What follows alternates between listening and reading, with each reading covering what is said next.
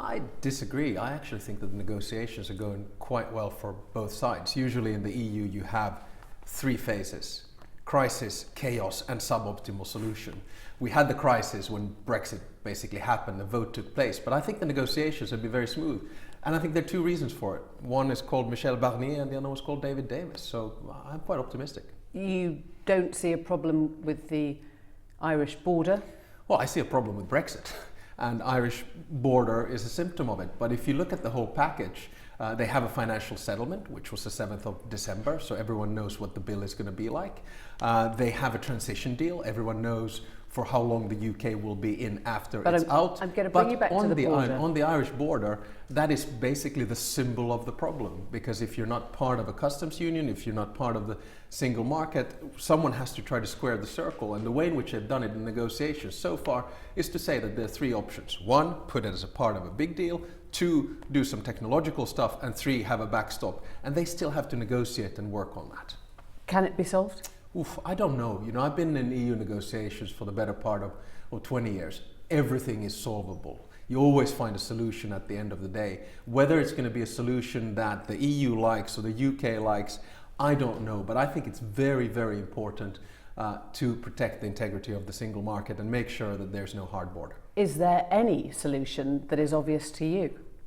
Well, the obvious solution is to start thinking along the lines of customs union or some form of a customs union. The obvious thinking is to start using modern technology, and that will be the final deal. But they've said that can take a decade, right? Well, it can take a long time, but I don't know how long. And to a certain extent, you could also say that, the negotiations on Ireland are the pretext also for the future relationship of the UK. And I personally think, as an Anglophile married to a Brit and with children with dual nationality, that it's very important that the UK has a special place in or out from the European Union in the future.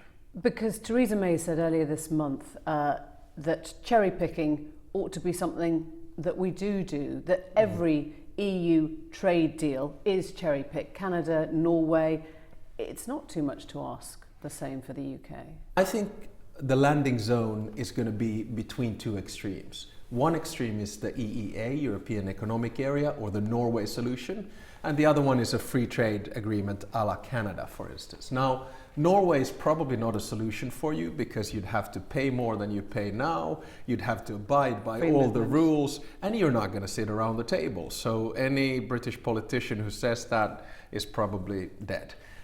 Then the other extreme is Canada, but we all understand that the UK is much more than Canada. It's the second biggest EU state currently. It's a big economy, so we're going to have to try to find some kind of a solution. Would you see financial services being included in a trade deal? Philip Hammond has spoken of the dangers of fragmenting the market in the City of London. He said it doesn't go to Europe. If you try and punish Britain, it just goes to Hong Kong or Singapore. So isn't it important that financial services is part of that? I think Philip Hammond has been one of the voices of reason in this whole debate.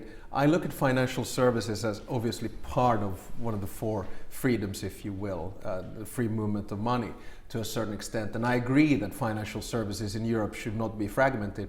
But having said that, and as a banker nowadays, I also fully understand that if you don't have passporting rights, there is going to be movement of financial services elsewhere. Financial services is not going to escape London, but they will be more centralized on the continent proper. You've called yourself an Anglophile personally. Yeah. There has probably been no closer friend to Britain within the EU than Finland to the UK. Do you feel now that those loyalties are torn? Is it more important to you to see the UK flourish or to see the EU flourish without us? Well, obviously, first and foremost, I'm a Finn. Secondly, I'm a European. And thirdly, I'm married to a Brit and an Anglophile. So the wife comes third? No, wife comes number one because she's also a Finnish national nowadays. No, but the bottom line is that obviously, for me, Brexit is sad. And I still, I say this with a sunken heart that it's a lose-lose proposition. But at the same time, I'm a pragmatic Finn, so we have to make the best of it. So I belong to the camp who is trying to help the UK to alleviate the pain, at the same time get a good deal for the European Union. And then whatever happens in domestic politics in the UK, that's something that is completely out our or my reach. I want to turn to the words of Jean-Claude Juncker today. He congratulated Putin on his win. Broke with the protocol of a lot of Western leaders. Was it a mistake? Well, it's not my job as former Prime Minister or Vice President of the European Investment Bank to give advice to Jean-Claude Juncker. Every institution and actually every state takes that decision, and I do understand the sensitivities on a lot of players in this game. Would you have said that if you had been in his role? Well, it's a hypothetical question, isn't it? Come because on. I'm not. I'm trying to be diplomatic and discreet here. He congratulated President Putin. He said, congratulations on your re-election, President Putin. I think there are a lot of European leaders and others as well who have congratulated, and it is part of protocol. There's no denying that. Obviously, was it my choice? And remember that Finland has 1,300 kilometers of border with Russia. I would like to see a more open, more international, more transparent Russia than what we have today. When you add those together, we have seen incursions, we've seen cyber incursions, we've seen electoral meddling. Do you worry about the country on your doorstep? Of course I worry. And I think that nowadays actually the line between war and peace is blurred. We see cyber attacks, we see usage of chemical weapons or nerve gases, we see media manipulation. Yeah, we're seeing different types of things happening all over the place.